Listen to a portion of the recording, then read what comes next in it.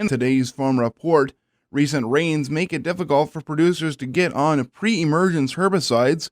Dan Martins with the University of Minnesota Extension Service office talks about that if that is the issue, you may have to change the herbicide you use. I've talked a little bit recently about factors to consider using pre-emerge herbicides, first related to dry soil and now related to recent rain. Another factor to consider where heavier rain fell and pre-emerge soil-applied products had not been applied yet is whether some fields will dry out enough to do spraying before weeds in the crop are already out of the ground. Will emerging weeds and or crop make it necessary to use different herbicides? If the rain is keeping you out of fields very long, you might have some discussion with your farm supply store or crop consultant about the need for a plan B. Some pre-emergent products might be effective on emerged weeds also, and some will not. Some may cause problems for corn that has emerged or is close to emerging. For some weed control species that could be germinating and emerging for quite a while yet, there can still be some value to applying something that has some residual benefit. I also mentioned recently that I measured some healthy alfalfa that was a foot tall by the end of last week. It could be that there's some healthy alfalfa that could be ready for harvest this year as we approach the last week of May, a more normal harvest time for first cutting of dairy quality hay, depending on ration needs for individual herds.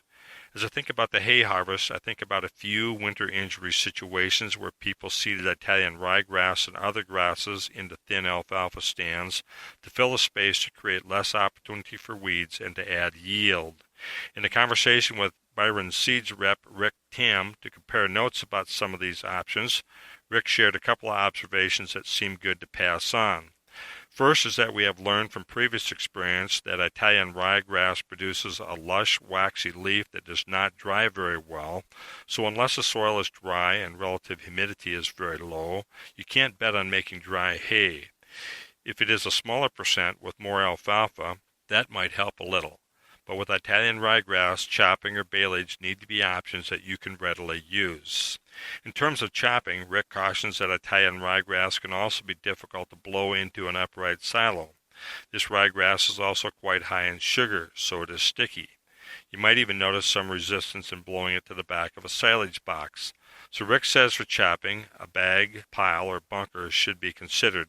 He also said that running some water in a blower, like we might do with some crops to reduce plugging risk, usually makes it worse.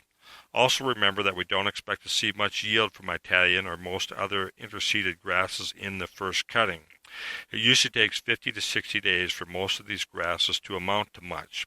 They should contribute noticeably in the second and following cuttings, depending on how much moisture there is through the summer. When interseeding grass to replace alfalfa plants that died, the decaying alfalfa plants might provide enough nitrogen for the grass to do well. If the interseeded grass does not have a healthy green color and is not growing well, you might consider whether it needs some nitrogen. I'm Dan Martins with U of M Extension, and I hope your week is going well. The United States will provide the country of Jordan with 100,000 metric tons of wheat as part of a pledge to support agricultural development and trade with the Middle Eastern country. The wheat is valued at around $25 million and is part of President Barack Obama's global hunger and food security initiative, Feed the Future. Producers could be putting up first cut haylage as early as late May or early June. Jim Salfer with the University of Minnesota Extension Service office talks more about this vital feed option. It's going to be very shortly, and we'll be putting up first cutting alfalfa. And first cutting haylage really presents some unique challenges, not just first cutting haylage. Haylage presents some unique challenges. Particularly haylage is typically more difficult to ensile than other forages, especially corn silage. There's a couple of reasons for that. Number one, haylage has a much higher buffering capacity, and what of course keeps haylage or corn silage, any ensile product stored, is that the pH drops very rapidly, and that's much more difficult on haylage because of all the calcium has kind of a natural buffering capacity. So it's more difficult to get that pH to drop real rapidly. It takes a lot more acid to do that, so that really becomes a challenge. The other issue is just the way we cut haylage. We cut it and we rake it and we tether it. We tend to have a lot more ash in those feeds, so it's easy to get contaminated with soil. And of course, so soil is is not a very good feed ingredient, but it also has a potential to pull up some undesirable bacteria from the soil, and that can also kind of raise some cane with some of our ensiling processes. And so I think it's really important to be thinking about that. One of the other challenges that makes it harder maybe for first cutting haylage is that typically 30 to 40% of our total crop, alfalfa haylage crop, is in that first cutting haylage. And if we get it up correctly, it typically is a little higher in digestibility or NDF digestibility than our later cuttings, just because of the cooler, wetter weather. But also that cooler, wetter weather makes it more difficult because it dries slower. So some of the keys, of course, is to lay it out in a wide slot or a very wide swath when you're cutting it. I think we've learned that that's really important. And then make sure you have all your equipment ready. Get it harvested very fast. And then if it's not in an upright silo, make sure you get that packed well if it's in a bunker or a pile. And so just as we're getting ready now, make sure all your equipment is ready and kind of think about what you can do to try and make that harvest go as smooth as possible. Because again, it's 30 to 40% in a typical year of all the haylage you're going to put up.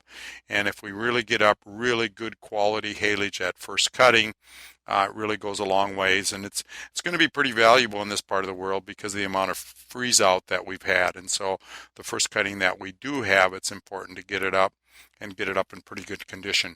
This has been Jim Selfer with the University of Minnesota Extension in St. Cloud. Lots of new forecasts in this latest round of Ag Department reports. First, winter wheat. USDA looking at production of just under 1.5 billion bushels, 7% more than 2014.